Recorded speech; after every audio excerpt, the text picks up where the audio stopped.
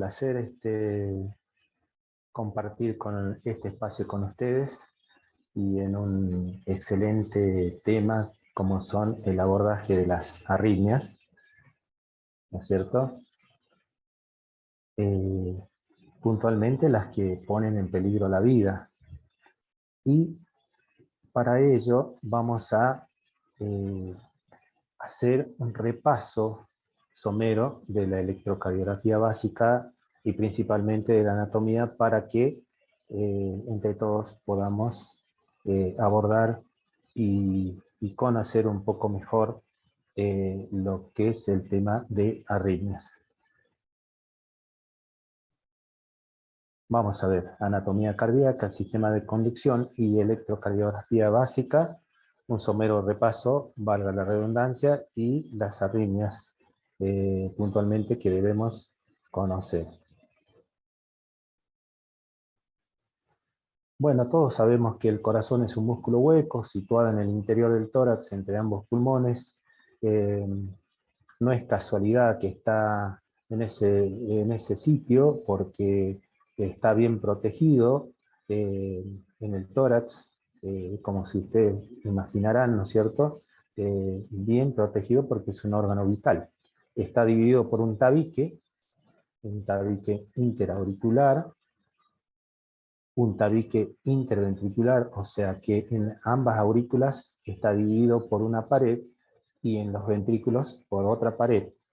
Si en caso no hubiera esa continuidad en esas paredes, nos imaginemos, pasaría sangre del lado izquierdo o del lado derecho hacia las diferentes cavidades en el caso de que esté abierta el tabique, ¿no es cierto? Valga la redundancia. Entonces, si el tabique no está dividido en las aurículas, podríamos decir que hay una comunicación entre las dos aurículas, sería básicamente una CIA o una comunicación interauricular. Si en caso estaría el tabique interventricular no separado, valga el término, diríamos que habría una comunicación interventricular. Por supuesto, presentan las cavidades superiores e inferiores que ya dijimos, y también tienen válvulas cardíacas. En la pantalla a su lado izquierdo está descrito la parte de las cavidades internas del corazón. Ahí tienen esta parte, la vena cava superior, la cual recoge sangre desde la parte superior de nuestro cuerpo y la parte inferior de nuestro cuerpo. Después esa sangre llega a la aurícula derecha y a través de la válvula tricúspide, que ustedes están pudiendo observar en este momento, ¿no es cierto?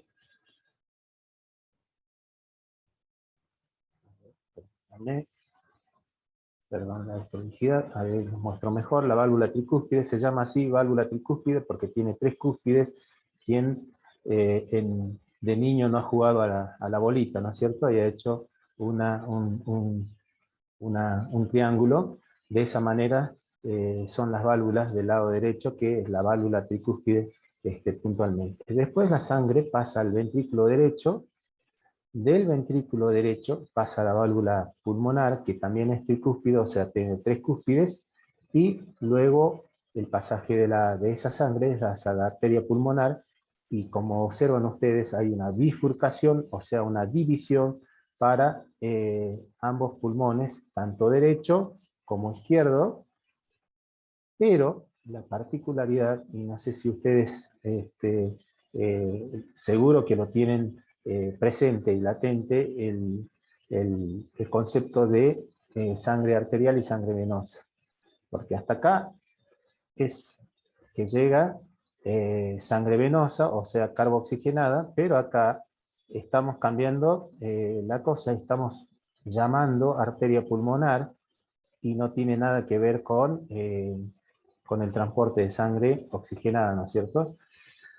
Entonces, podríamos decir que todo lo que sale del corazón, ¿no es cierto? A sangre me refiero, se denomina arteria, y todo lo que llega al corazón se denomina vena, y ahora vamos a ver, para que entendamos mejor, la parte del lado izquierdo, por ejemplo.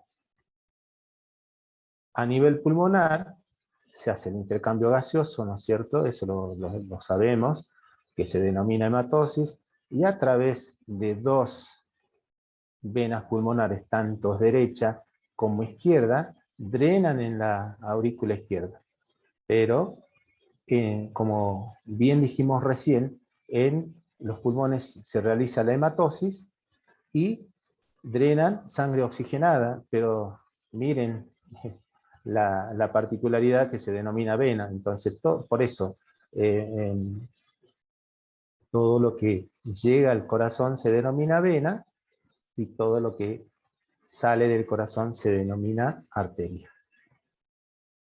Esta sangre de la aurícula izquierda pasa por la válvula mitral, o válvula bicúspide, como ustedes quieran llamarlo, o se llama válvula mitral porque parece una mitra de un obispo. Todo lo que profesan la religión católica saben lo que es una mitra. Y del ventrículo izquierdo, la sangre es eyectada a todo nuestro organismo. Acá una presentación de la válvula tricúspide, la válvula mitral, bicúspide, la válvula aórtica y la válvula pulmonar. ¿Hasta ahí vamos bien?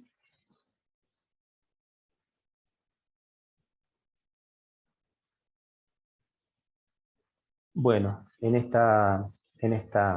diapositiva les queríamos mostrar un poco, vuelvo a aclarar que es un repaso de anatomía, eh, la parte de arterias coronarias. Si está del lado derecho, obviamente que va a ser la coronaria derecha. Si está del lado izquierdo, la coronaria izquierda. Pero acá tiene una particularidad, la coronaria izquierda, que se divide o se bifurca y hace una circunferencia que acá se ve, por eso se llama arteria circunfleja, porque hace una circunferencia, ¿no es cierto? Y, perdón, y esta arteria que baja por la parte anterior del corazón, obviamente que se llama descendente anterior. Y como esta arteria del lado derecho es la coronaria derecha, y que en un 60 o un 70%, de acuerdo a varias bibliografías que hay, más o menos eso es el término medio que irriga el nódulo sinusal, que ya vamos a ver un poquito más adelante, que es la primera usina de nuestro sistema de conducción. Acá vamos a ver la circulación mayor y la circulación menor, para que no se hagan un rollo. La circulación tanto menor como mayor comienzan desde los ventrículos. Por ejemplo, la circulación menor, obviamente es un recorrido más corto, comienza desde el ventrículo derecho, pasa por la arteria pulmonar y se realiza la hematosis, como manifestamos hace un rato, y a través de las venas pulmonares, dos del lado derecho y dos del lado izquierdo, drenan en la aurícula izquierda, y ahí termina la circulación menor. Muy sencillo, chicos. En cuanto a la circulación mayor, nace de los ventrículos, valga la redundancia, en este caso del ventrículo izquierdo, y por la aorta, que es la arteria principal, lleva todo el cuerpo, ¿no es cierto? Y entrega nutrientes, oxígeno, y todo lo que ustedes ya saben, y a través de las venas cava superior e inferior, drenan en la aurícula derecha, y ahí terminaría la circulación mayor y menor. Es muy sencillo. Acá hay una representación un poco más real de lo que sucede con la circulación mayor y menor.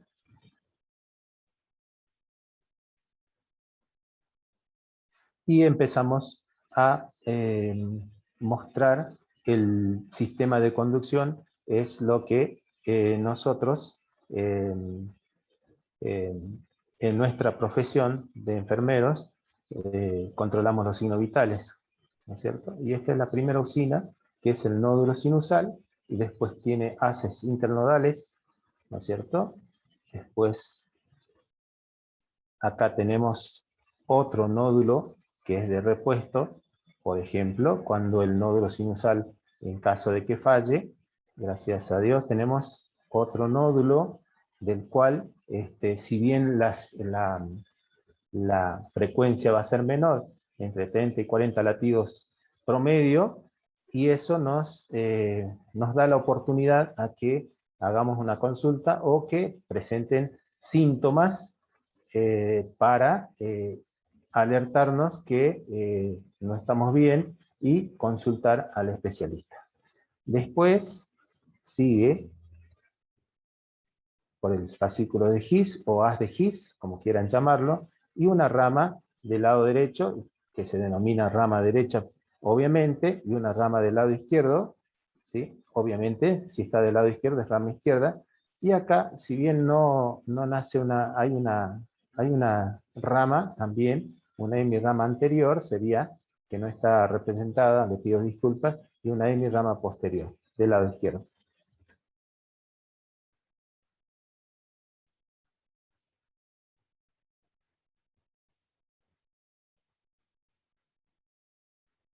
Y esto sería la representación, ¿no es cierto?, de cómo funciona nuestro sistema de conducción.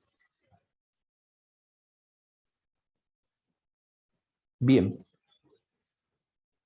hemos hecho un repaso de la anatomía, hemos comprendido mejor y hemos recordado, sobre todo, la anatomía del corazón. Vamos a entrar a un repaso también básico de la electrocardiografía para que podamos interpretar mejor las arritmias cardíacas. El instrumento, perdón, de que vamos a utilizar es el electrocardiógrafo, que va a hacer el registro de los cambios eléctricos que acompañan el ciclo del corazón, que se denomina electrocardiógrafo. Obviamente la colocación de los cables es de suma importancia, de cómo colocarlos. Yo les recomendaría, o no sé cómo a ustedes les parezca prudente, pero les recomendarían hacerlo de esta manera como semáforo. Rojo a la derecha, amarillo a la izquierda y verde en el pie izquierdo, y lo que sobra sería el color negro del pie derecho.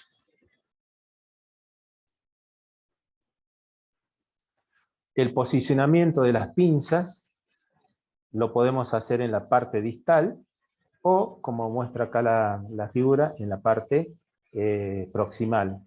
Por ejemplo, si tenemos, en caso de amputaciones que pueda sufrir esa persona o grandes quemaduras, podemos ponerle las pinzas, si en caso se puede, y si no, reemplazarla por perillas o chupetes, como ustedes quieran denominarlo, ¿no es cierto?, para no, supongamos que descubrir heridas y evitar complicaciones como son las infecciones, ¿verdad? Entonces, podemos ponerlo en la parte distal o en la parte proximal. Luego, la disposición precordial que vamos a realizar tiene que ser prolija, de tal manera que el registro sea muy clara para la lectura del especialista, del cardiólogo o de nosotros mismos, para establecer un buen diagnóstico en las arritmias que luego vamos a abordar. Por ejemplo, el B1 va a ir en el cuarto espacio intercostal, o sea, entre espacios entre las costillas, primero, segundo, tercer y cuarto espacio intercostal, en la línea paraesternal derecha, va a ir implantado la perilla del B1, luego nos situamos en el lado izquierdo, de la misma manera, en el cuarto espacio intercostal, línea paraesternal, vamos a poner la perilla del B2,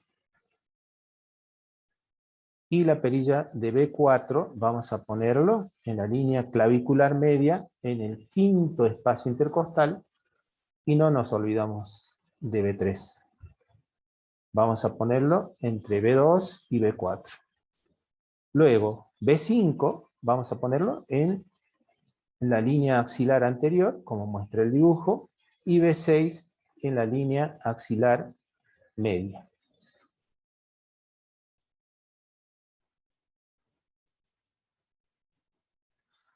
Recordar someramente que las derivaciones son 12, 6 del plano frontal, y las restantes representan el plano horizontal, que serían de B1 a B6. Este sería el plano frontal, ¿sí? D1, D2, D3, ABR, ABL y ABF, ¿no es cierto? Serían 6 y 6 del plano horizontal. Observen acá, esto sería como un fotógrafo en el eje este que está en la diapositiva. Este es un eje exaxial, ¿cierto? ABR, de donde toma la fotografía del corazón, para que tengamos en cuenta. Y ABL del lado izquierdo, de donde toma la fotografía y las demás derivaciones, que vamos a mostrar enseguida.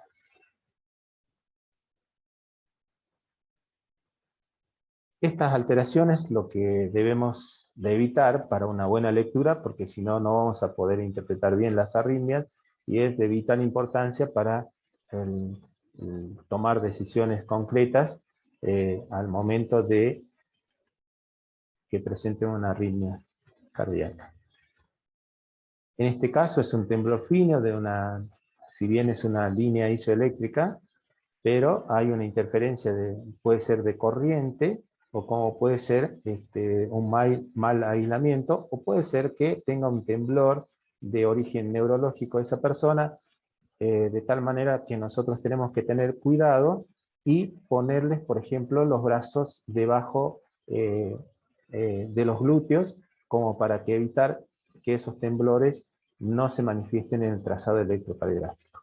Acá otro trazado que también está alterado, no es como este, que es isoeléctrico, y esto sería del lado de las precordiales. Por ejemplo, tenemos que tranquilizar a la persona antes de hacerle el electrocardiograma, y decirle que es para un diagnóstico y el abordaje propio de las arritmias, en este caso que estamos hablando, u otra tipo de manifestaciones electrocardiográficas.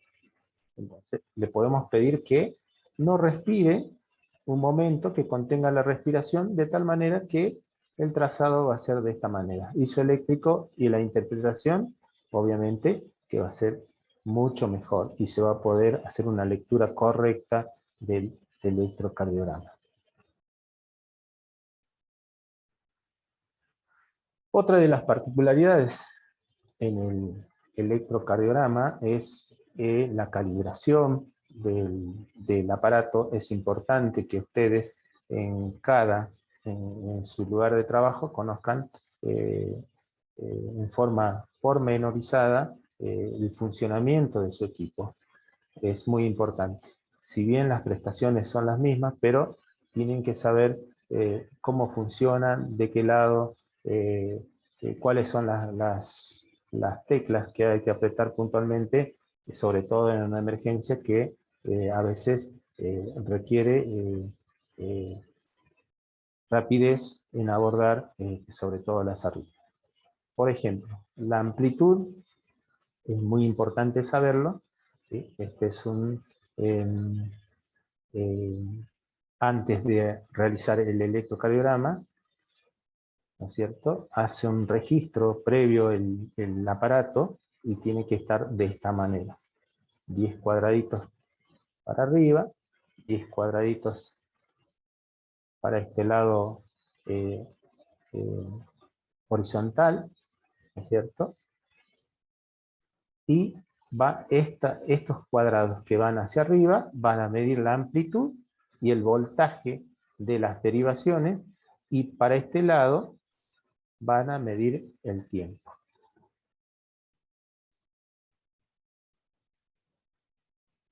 Es importante también saber que en 30 cuadrados grandes hay 6 segundos, y cuando abordemos las arritmias van a ver la importancia que es tener en cuenta, sobre todo en la fibrilación auricular, que ya vamos a ver, para sacar un promedio de la frecuencia cardíaca y el tiempo que queda ese corazón haciendo pausa y el cerebro sufriendo de irrigación de sangre, como consecuencia los síncopes o los mareos que pueden presentar esa persona de acuerdo a los tiempos, ¿verdad?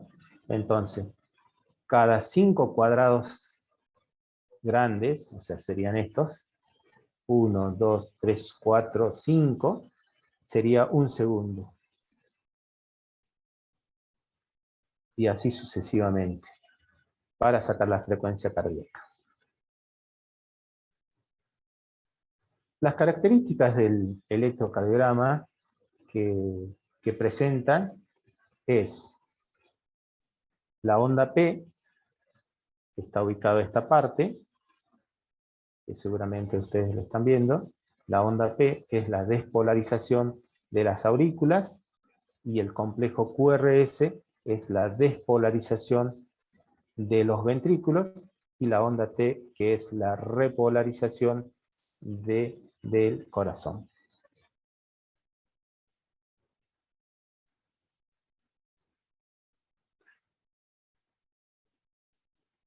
Como podemos observar, la onda P es pequeña y ascendente, obviamente que es la despolarización auricular, y por consiguiente la diseminación del impulso del nodo sinusal o sinoauricular por las musculaturas de las aurículas, y la contracción en fracciones de segundos después de la iniciada la onda P.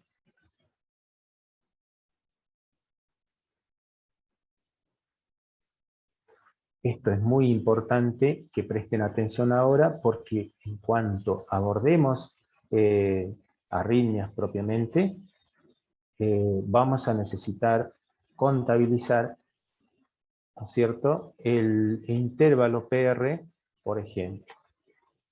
Es el comienzo de la onda P hasta el comienzo del complejo QRS.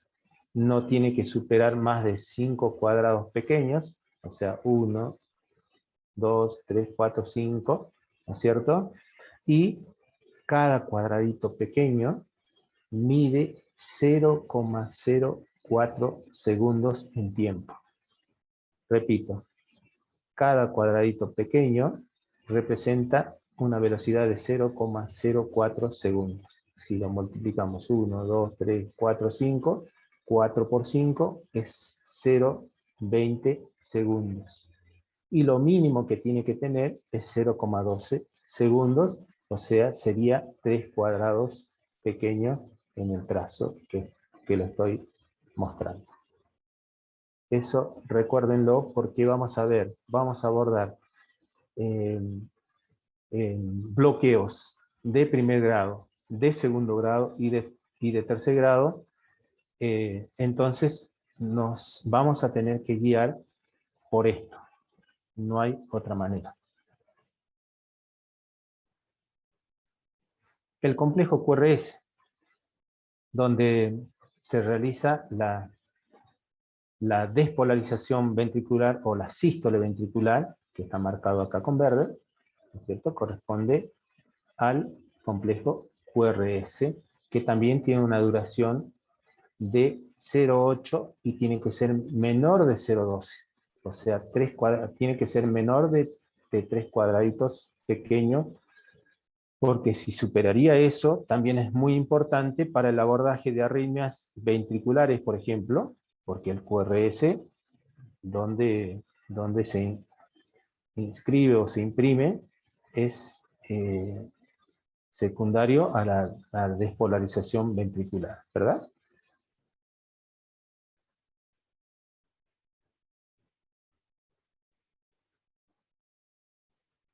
Y la onda T, que representa la repolarización ventricular en un electrocardiograma normal, es positiva en todas las derivaciones, excepto en una, que es en ABR, aunque puede ser negativa en D3 en pacientes obesos, y en B1, de B1 a B4 en niños, sobre todo en neonatos.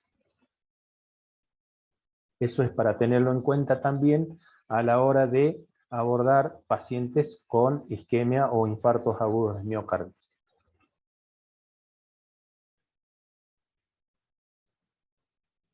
Otra cosa muy interesante del electrocardiograma que tenemos que tenerlo presente es el segmento ST, que está bien señalizado acá, que tiene que ser isoeléctrico, o sea, tiene que estar en una sola línea y no tiene que estar ni para abajo, ni para abajo, ni para arriba.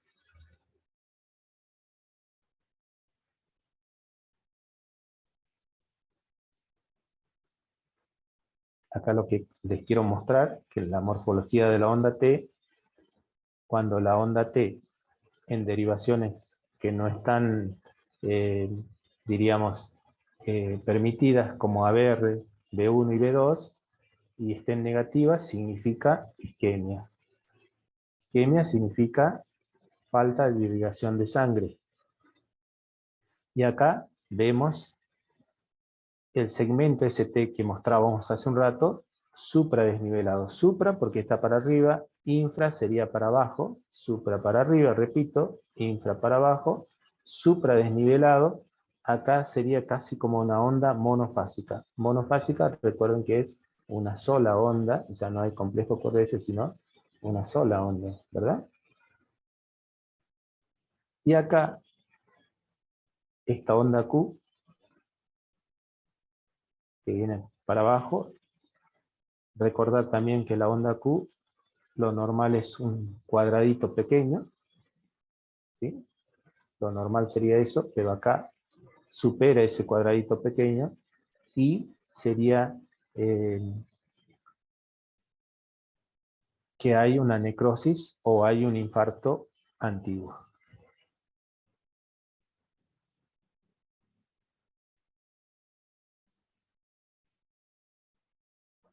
Por ejemplo, si nosotros observamos este electrocardiograma, acá vemos supradesnivelado el segmento ST en D2 y en D3 también supradesnivel del segmento ST, y en ABF también supradesnivelado el segmento ST, de tal manera que sería de la cara inferior. ¿Y por qué decimos de la cara inferior? Volviendo atrás, si ustedes me permiten, vimos el sistema exaxial, para que ustedes se den una idea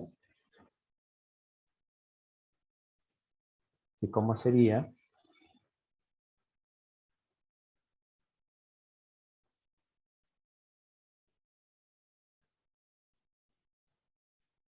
Acá, por ejemplo.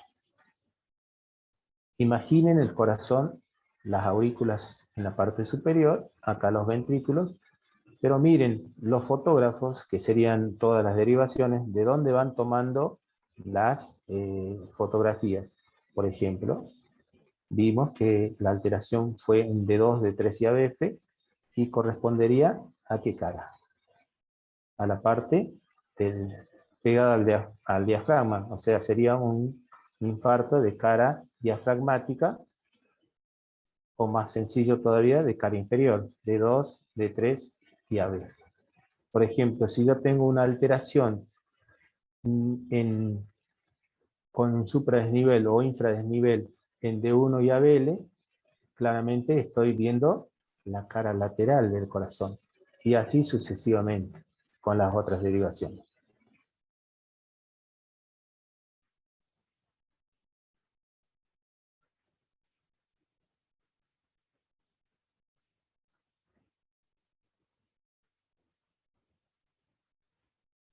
Bien. Entonces, para hacer un repaso de una lectura de un electrocardiograma normal, recordemos que la frecuencia cardíaca del nódulo sinusal, la primera usina que dijimos en el repaso de anatomía, nos da una frecuencia de 60 a 100 latidos por minuto. LPM significa latidos por minuto. Eso sería la frecuencia cardíaca, que nosotros controlamos a través del control del pulso, de los signos vitales. Y hay una característica que seguramente lo recordamos, una mnemotecnia que se llama FRITA: frecuencia, ritmo, intensidad, tensión y amplitud, que es muy importante que lo tengamos presente siempre. Y con el tema de la pandemia, lo que en mi experiencia vi es el control con el oxímetro, y cuando hay arritmias, por ejemplo una fibrilación auricular, a veces te da unos registros muy bajitos de la frecuencia cardíaca, cuando en realidad esa persona supera los 100 latidos por minuto y está taquicárdica. Por eso es importante que nosotros controlemos el pulso manual. Los complejos tienen que ser rítmicos. Las características y secuencias de la onda P, siempre obviamente que tiene que estar delante del complejo QRS. Cuando veamos un poco de arritmias ventriculares, van a ver en algunas cuestiones la disociación de las ondas P en las taquicardias ventriculares, que ya lo vamos a hablar, así que no se preocupen. Pero en un electrocardiograma normal, la onda P tiene que estar siempre del complejo QRS, y el intervalo PR tiene que ser no menor a 0,12 y no mayor a 0,20. Si es mayor a esto, ya hay un bloqueo, o sea, sería como un corte de ruta, valga la expresión y el ejemplo, ¿no es cierto? Y habría un bloqueo. En cuanto al complejo QRS, la duración tiene que ser menos de 0,11 segundos. Ustedes imaginarán que tiene que ser menos de 3 cuadraditos pequeños. En cuanto a la onda T, asimétrica con polaridad igual al QRS, obviamente, que corresponde.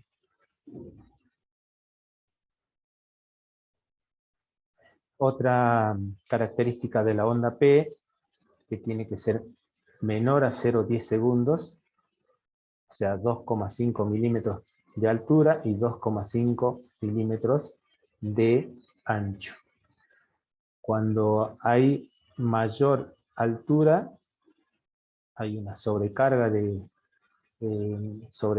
aurícula o hipertrofia auricular, ¿no es cierto?, cuando son mayores o menores a esto. Ya vamos a verlo mejor. En cuanto al complejo QRS, la transición eléctrica no tiene que ser de B3 a B4, las ondas T sobre todo, tienen que ser ya de B3 a B4 y B5 y B6 positivas. No puede ser que la onda T, por ejemplo, esté negativa en B3. Tenemos que revisar la colocación de las perillas para ver que estemos haciendo un buen registro. De caso contrario, estamos en presencia de una isquemia. Siguiendo con el complejo QRS, la onda Q no tiene que ser una duración de 0,04 segundos, ¿no es cierto? O sea, un cuadradito pequeño. En cuanto a la onda R, tiene que ser menor a 15 milímetros en las derivaciones de miembros, y 25 milímetros en las precordiales. Si habría mayor a estas referencias de un trazado electrocardiográfico normal, estaríamos en presencia de una hipertrofia ventricular, derecha o izquierda.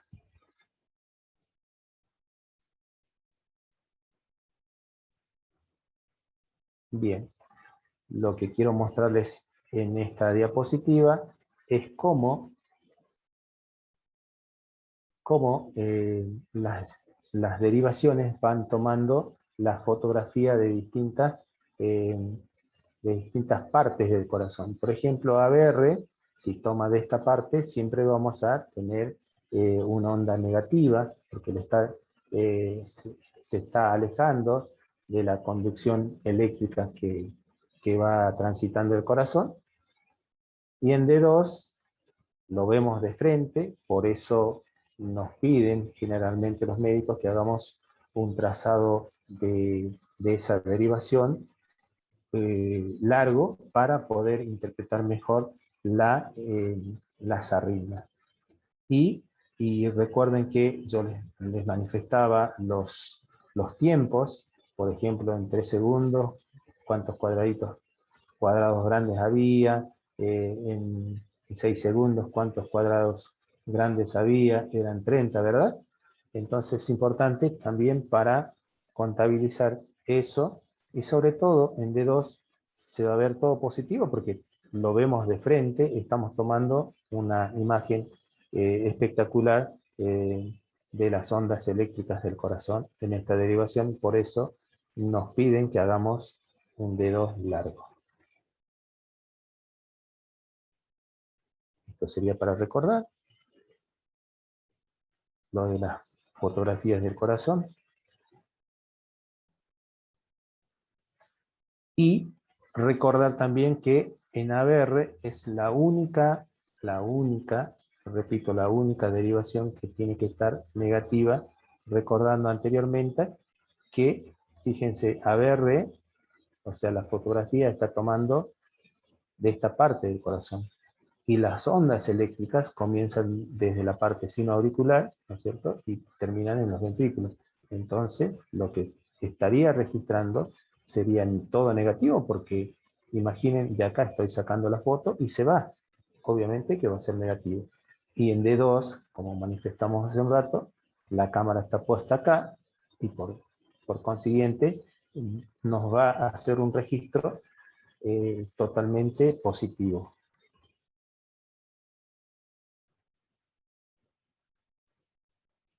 Si estamos en presencia de ABR que sea positivo, sería una dextrocardia. ¿Qué significa eso?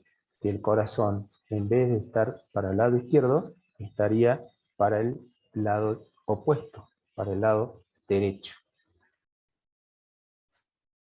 Sería esta representación. ¿Y cómo haríamos el electrocardiograma en ese caso? Haríamos todo al revés, la misma disposición que para el lado izquierdo, sería para el lado derecho.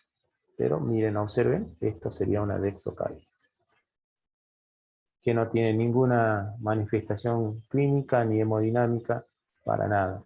Solamente la particularidad que tiene esta representación es que está para el lado derecho, que puede ser el órgano, o sea, en este caso puntual el corazón, solo, in situ solito, o con todos los órganos al revés. El hígado, en vez de estar a la derecha, estaría a la izquierda. El, el apéndice, que estaría en la fosa ilíaca derecha, estaría en el lado izquierdo. Y ahí tengo experiencia que a veces realizaron los pacientes una peritonitis, nadie se dio cuenta del trazado electrocardiográfico, así que es importante ver las posiciones que colocamos las pinzas, sobre todo de la manera correcta, y si ABR está positivo, volvemos a repasar, y es la única herramienta que nos podemos dar cuenta si no sabemos interpretar bien un trazado electrocardiográfico. Es para que tengamos en cuenta. Bueno, con eso quedo a disposición de ustedes para las preguntas que quieran hacerme. Y bueno, a su entera disposición para lo que ustedes crean conveniente aclarar.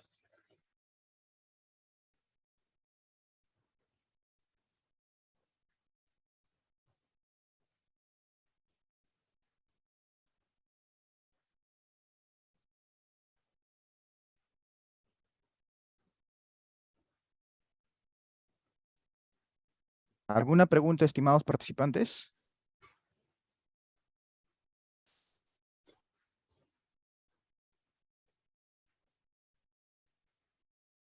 Vamos, participantes, anímense, anímense, anímense.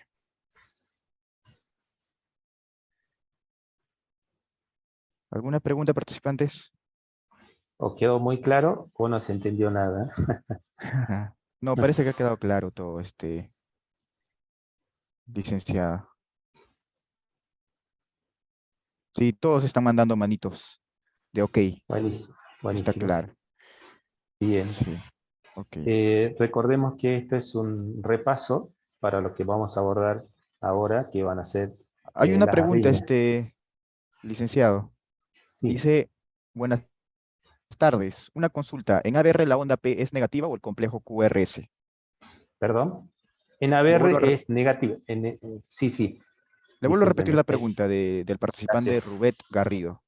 Sí, Buenas tardes, dice. Una consulta. ¿En ABR la onda P es negativa o el complejo QRS? sí, muchísimas gracias por la pregunta, que es muy, pero de mucha importancia. En ABR es la onda P negativa, el complejo QRS negativo, obviamente, y la onda T también es negativa. O sea, onda P, complejo QRS y onda T es totalmente negativa, solamente en esa derivación. Muchas gracias por la pregunta, porque seguro que a muchos les quedaba duda con esa cuestión. ¿Mm? Bien, licenciado. ¿Podemos pasar al siguiente tema en todo caso?